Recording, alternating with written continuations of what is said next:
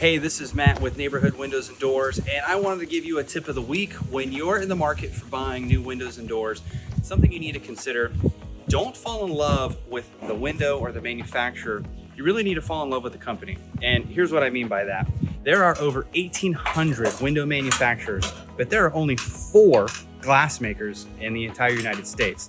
So all of these companies are essentially using the same extrusion process, and they're using the same suppliers of glass. Instead of falling in love with the actual window itself and the specifications, let's look at the labor and installation process, because that is half of the project. Now, luckily for us at Neighborhood Windows and Doors, we have some of the best installers in the state of Florida. But at the end of the day, you really want to work with a reputable company. Ask about their crews, ask about the installation process, ask about their workmanship warranty. Don't fall in love with the specs, fall in love with the company.